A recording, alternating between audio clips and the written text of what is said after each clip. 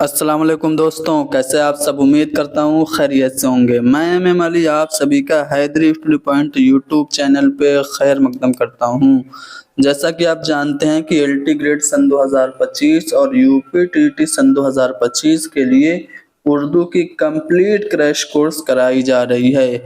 इस ज़िम्न में हमने आपको 4 क्लासेस ऑलरेडी दस्तयाब करा दी है, जिसकी प्लेलिस्ट बना करके इसी क्लास का डिस्क्रिप्शन में डाल दी गई है। अगर आप लोग ने हमारी वो क्लासेस नहीं देखी हैं तो ज़रूर देखिए।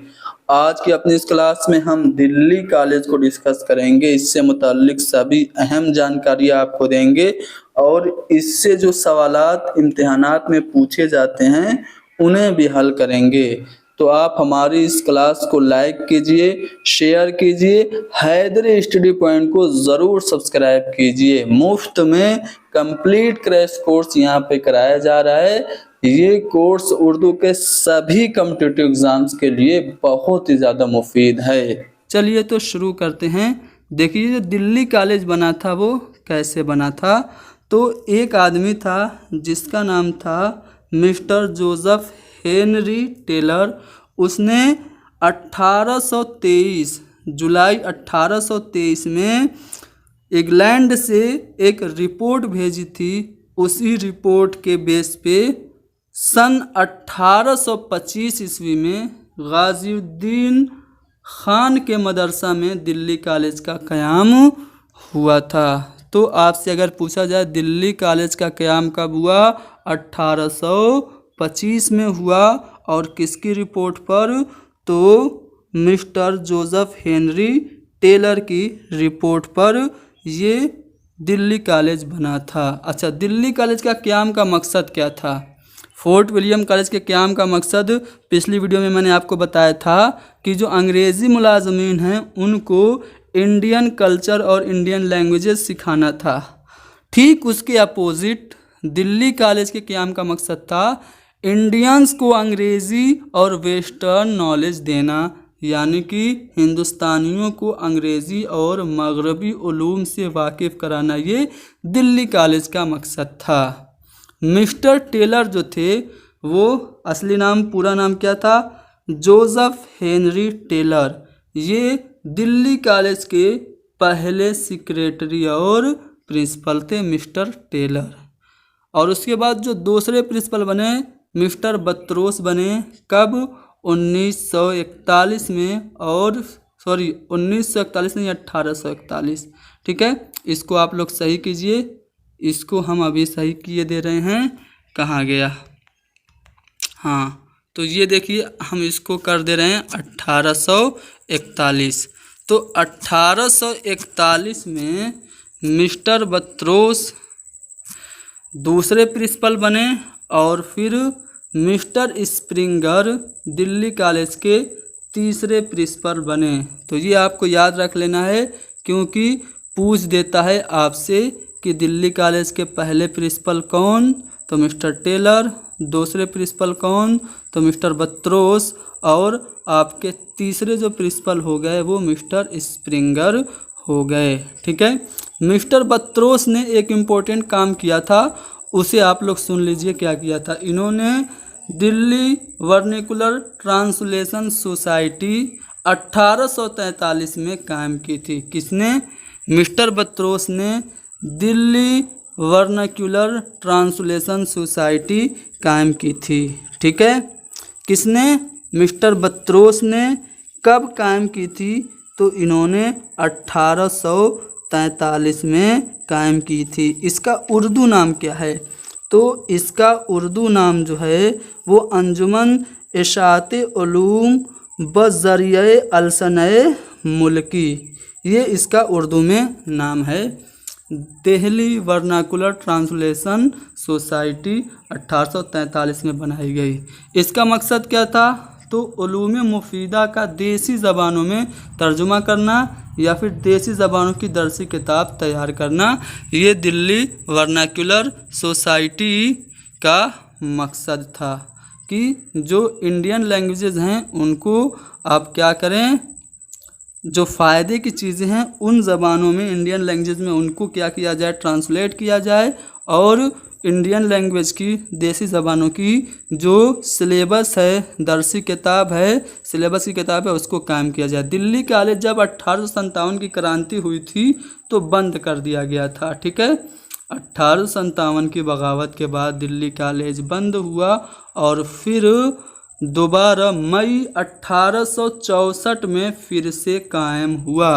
पूछा जाता है कि दिल्ली कॉलेज अज़-सर-ए-नौ दोबारा कब कायम हुआ, तो 1864 में। ये भी पूछा जाता है कितनी बार दिल्ली कॉलेज बंद हुआ, तो पहली बार तो बंद हुआ था आपका 1857 की क्रांति में, और एक बार और बंद हुआ। कब बंद हुआ, 1877 में। आगे वो आएगा।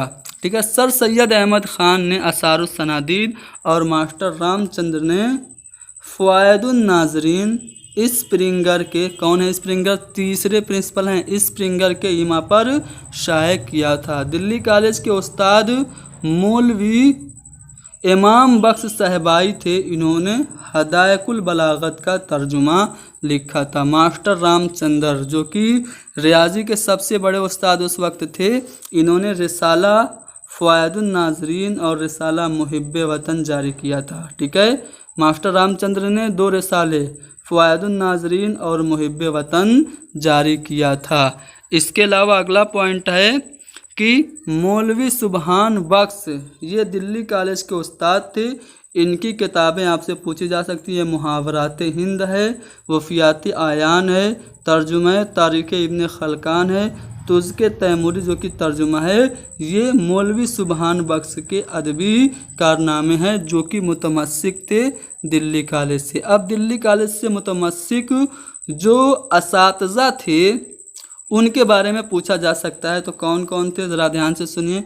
मास्टर वज़ीर अली, मास्टर अमीर अली, ज़ियाउद्दीन, प्यारे लाल, भैरू प्रसाद, ठीक है, अशरफ अली, मौलवी ज़काउल्ला, मौलवी अहमद अली, पंडित राम किशन देहलवी और मास्टर हुसैनी, हरदेव सिंह मुंशी गिरी, ठीक है, मास्टर नूर मोहम्मद तहतानी और मौलवी हसन अली। ये सब ऐसे हैं जो कि फोर्ट विलियम कॉलेज के उस्ताद थे।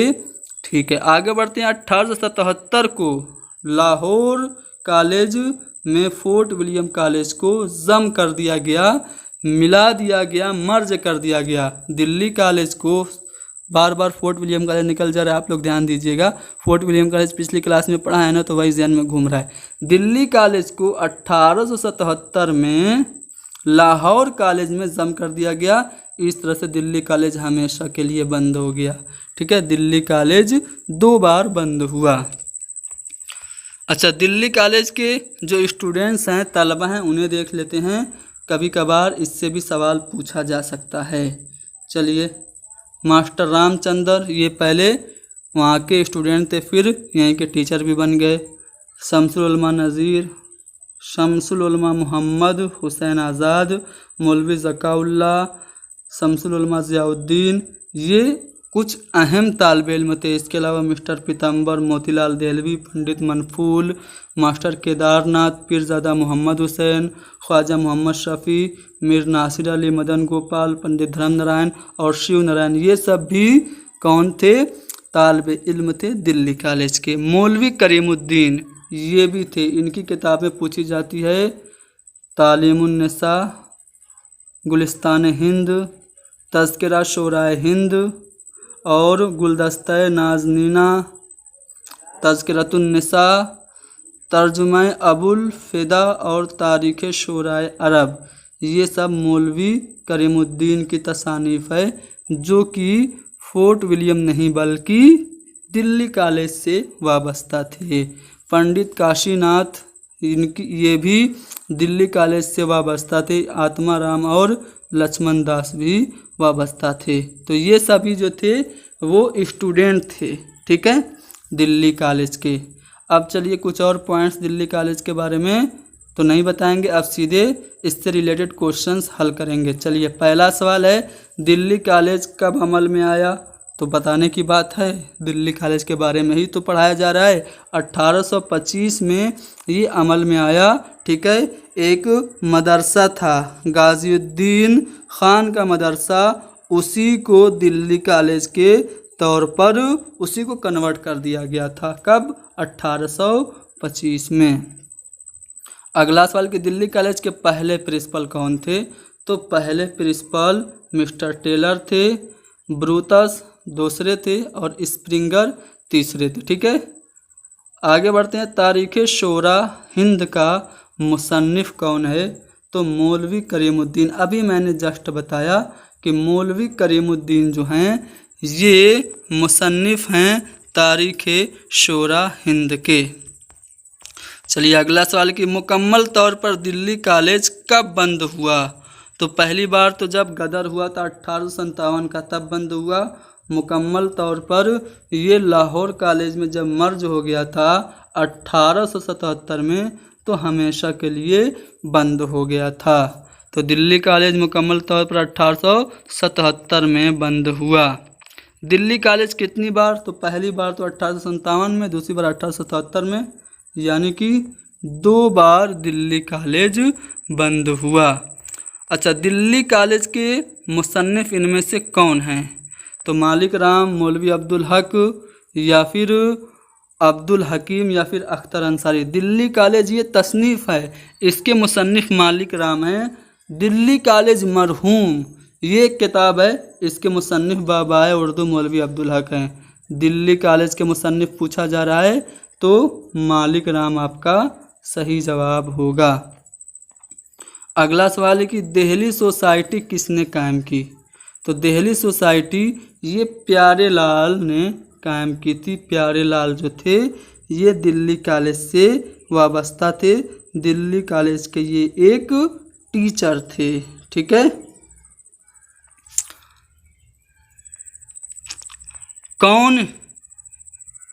कौन हिंदू कॉलेज दिल्ली यूनिवर्सिटी के ट्रस्टी थे? ये हिंदू कॉलेज गलती से लिखा गया है, दिल्ली कॉलेज की बात हो रही है। दिल्ली कॉलेज के ट्रस्टी कौन थे? दिल्ली यूनिवर्सिटी के ट्रस्टी कौन थे? तो यहाँ पे आप देखेंगे तो आपका जवाब है प्यारे लाल। अच्छा, ज़काउल्लाह किस मजमून के प्रोफेसर थे? तो ज़काउल्लाह ये मैथमेटिक्स यानी कि रियाजी के प्रोफेसर थे। अगला सवाल है कि वर्नाकुलर ट्रांसलेशन सोसाइटी का क़याम कब अमल में आया था? तो ये जो दूसरे प्रिंसिपल थे, क्या नाम था? ब्रूतस। ठीक है, बत्रोस, उनके वजह से 1843 में वर्नाकुलर ट्रांसलेट सोसाइटी का क़याम अमल में आया था। अच्छा, इनमें से कौन दिल्ली कॉलेज के तलबा नहीं हैं? दिल्ली कॉलेज के तलबा के बारे में मैंने ऊपर बताया आपको पीछे। नज़ीर अहमद थे, उसमें मोहम्मद हुसैन आज़ाद थे, मौलवी ज़काउल्लाह थे। ये तीनों तो दिल्ली कॉलेज के तलबा थे। ज़काउल्लाह बाद में उसके टीचर भी बन गए, लेकिन शिबली नोमानी का ताल्लुक़ बिल्कुल दिल्ली कॉलेज से नहीं है। किसने दिल्ली कॉलेज को 1,70,000 रुपया वक्फ किया था?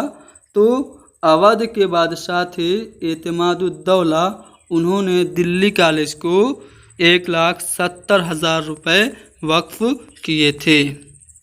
अच्छा, मास्टर रामचंद्र का ताल्लुक़ किस इदारे से था? साइंटिफिक सोसाइटी से, दिल्ली कॉलेज से, फोर्ट विलियम कॉलेज से या फिर ओरिएंटल कॉलेज से?